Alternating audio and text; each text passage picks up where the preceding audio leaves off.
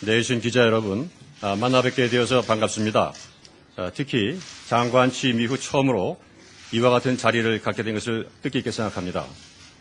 잘 아시는 바와 같이 신정부 출범 후 지난 3개월간 한반도를 둘러싼 외교안보 상황은 엄중하고 긴박하게 전개되어 왔습니다.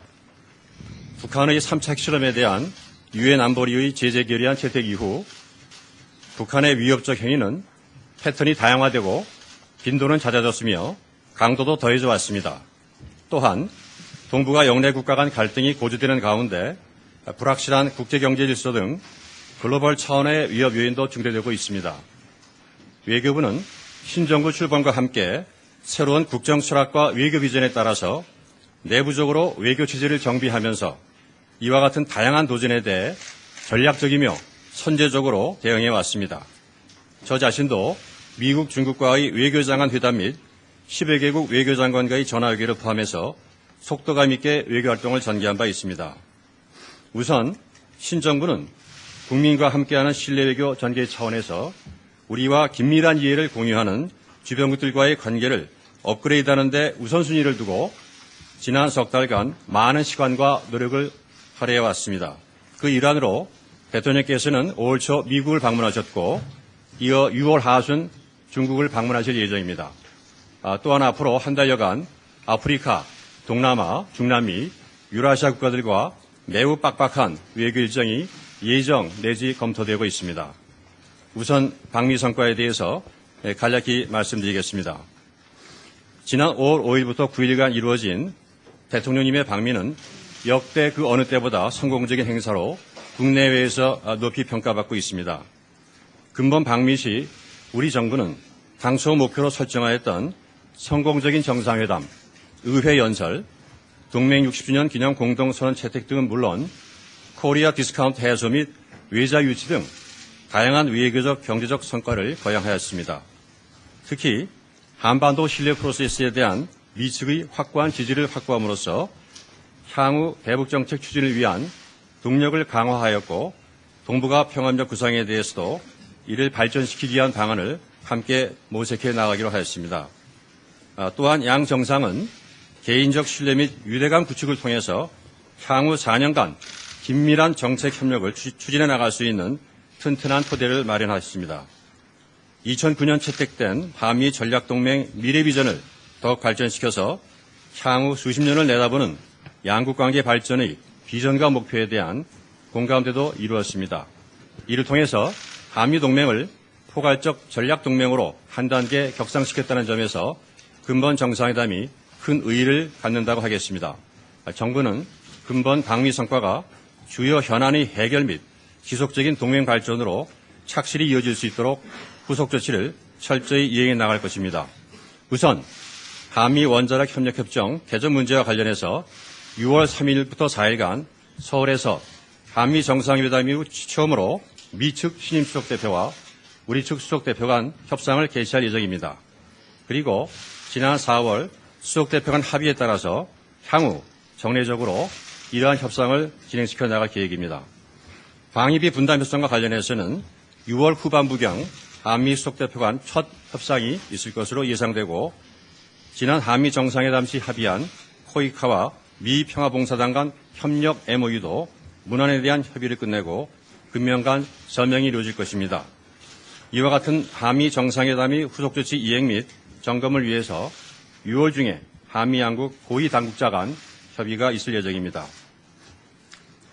이미 발표된 바와 같이 박 대통령께서는 성공적인 방미에 이어서 두 번째 해외 방문으로 6월 하순 중국을 국빈 방문하실 예정입니다. 근본 방중은 신정부 출범 이후 중국 측의 거듭된 초청에 따라서 이루어지는 것으로서 구체적인 일정은 양측이 합의하는 적절한 시기에 발표할 예정입니다.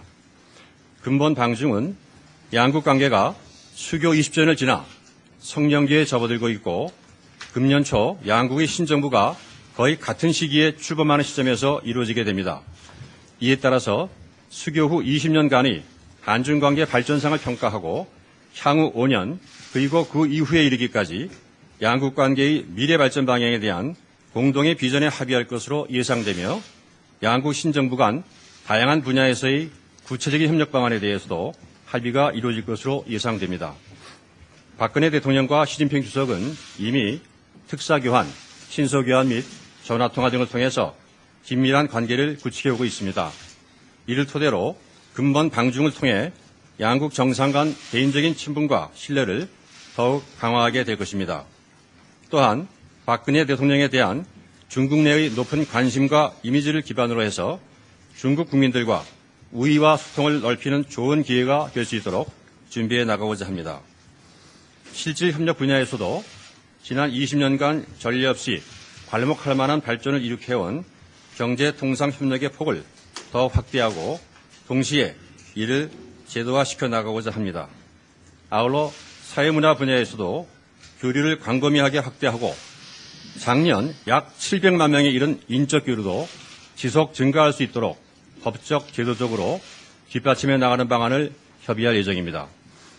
또한 근본 정상회담에서는 한반도 신뢰 프로세스 추진을 비롯한 한반도 관련 협력 방안에 대해서 논의하고 나아가 동북아 지역의 평화와 협력 그리고 공동 번영을 이룩하기 위한 한중 양국의 기여 방안도 함께 논의할 예정입니다. 이러한 문제들을 협의하기 위해서 한중 차관급 전략대화가 6월 3일부터 4일간 북경에서 개최될 예정입니다. 한편 한미 정상회담, 한미 한중 외교장관 회담에 이어서 곧 개최될 미중 및 한중 간 정상회담은 한반도 및 영내 문제에 대한 심도 있는 의견 교환을 위한 중요한 계기가 될 것으로 예상됩니다. 우리 정부로서는 이에 대한 철저한 대비를 해나가는 한편 이러한 노력의 일환으로 6월 말 한미 중간 1.5 트랙 차원의 전략 대화 개최를 위한 관련 국들 간 협의도 진행 중에 있습니다. 다음으로 북핵과 북한 문제에 대해 말씀드리겠습니다. 북한의 장거리 미사일 발사와 3차 핵실험 이후 우리를 포함한 육자회담 당사국들과 국제사회는 북한의 도발을 규탄하고 핵 보유를 절대로 용인할 수 없다는 강력하고 일관된 메시지를 지속적으로 전달해 왔습니다. 우리 정부는 이러한 확고한 메시지가 북핵 문제의 진전과 북한의 변화로 이어지도록 외교적 노력을 강화해 나가고 있습니다. 우선 지난 한미 정상회담 및 두 차례의 한미 외교장관 회담을 통해서 양국은 북핵 불용 입장과 함께 북한의 핵무력 건설과 경제발전 병진 노선은 양립 불가하다는 입장을 재확인한 바 있습니다. 이와 함께 북한의 진정성 있는 태도 변화를 촉구해 오고 있습니다. 아울러 한중 간에도 지난 외교장관 회담 등 계기를 통해서 북핵 불용에 대한 양국 간 공감대를 확대하고 전략적 소통을 강화해 왔으며 6월 하순 예정된 양국 간 정상회담에서도 북핵 문제에 대한 공조 방안을 심도 있게 논의할 예정입니다. 최근 최룡의 북측 특사가 방중하여 각종 형식의 대화 용의를 표명한 것으로 알려지고 있습니다. 우리는 중국 측이 북측에 대해 비핵화 원칙을 강조한 것을 평가합니다. 아울러 북한이 대화 용의를 표명했다는 것과 관련하여 우리로서는 대화를 위한 대화는 안 된다는 입장이며 북한은 비핵화와 관련된 국제 의무와 약속을 준수함으로써 행동으로 진정성을 보여야 합니다.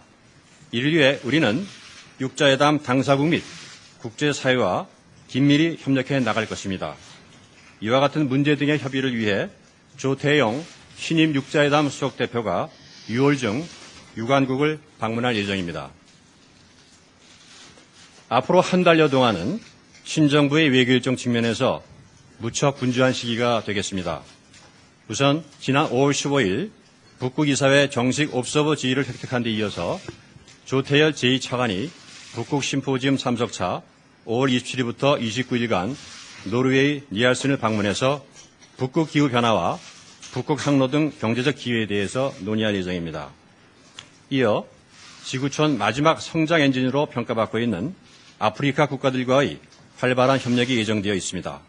5월 29일부터 31일간 무세바니 우간다 대통령이 6월 3일부터 6일간 게부자 모잠비크 대통령이 각각 방한하여 정상회담을 가질 예정입니다.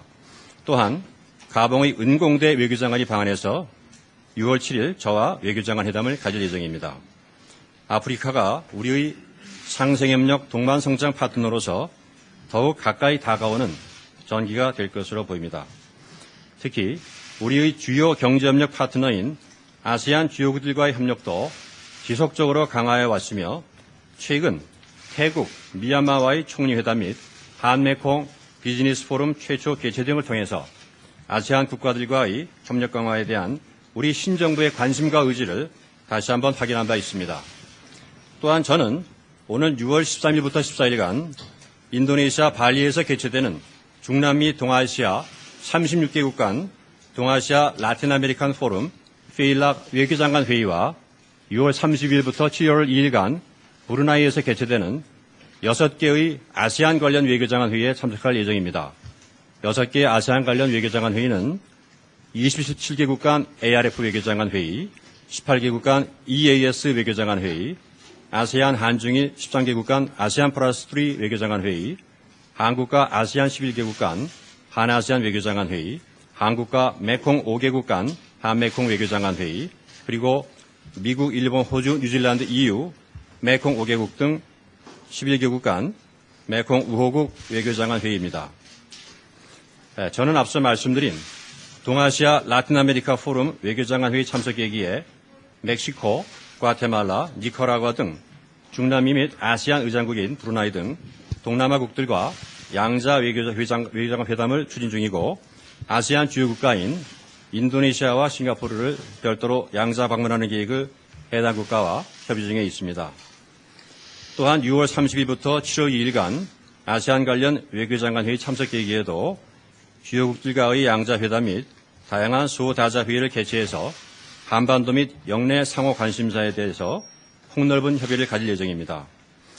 아울러 저는 김관진 국방장관과 함께 7월 4일 서울에서 호주 외교 및 국방장관과 최초로 2+2 외교국방장관 회담을 개최할 예정입니다.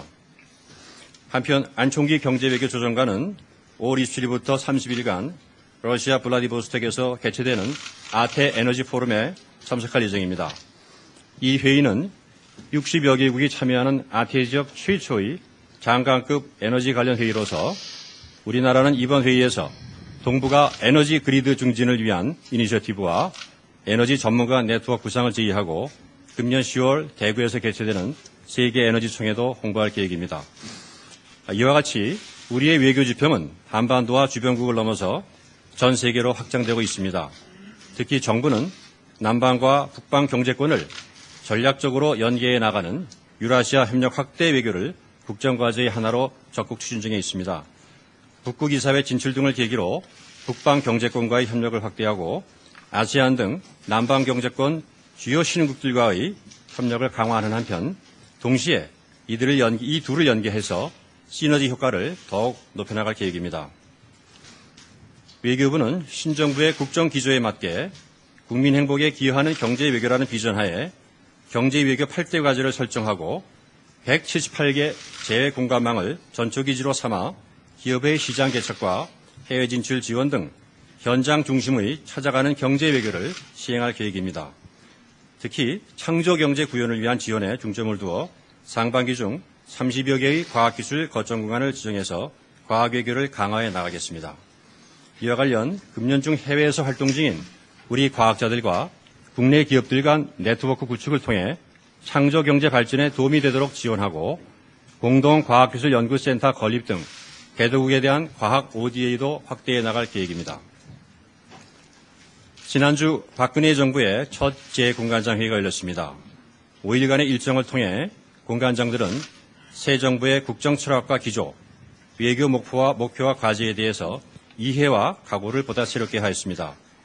외교부는 경제부흥, 국민행복, 문화융성, 평화통일 기반 구축이라는 4대 국정기조를 기반으로 신뢰 외교를 통해서 한반도의 지속가능한 평화를 구축하여 통일 기반을 조성하고 재외국민 및 동포에 대한 현장 맞춤형 서비스 제공에 더욱 힘쓰며 국제사회의 책임 있는 중견국가로서의 의무와 역할을 적극 이행하는 데 혼신의 노력을 경주해 나갈 것입니다.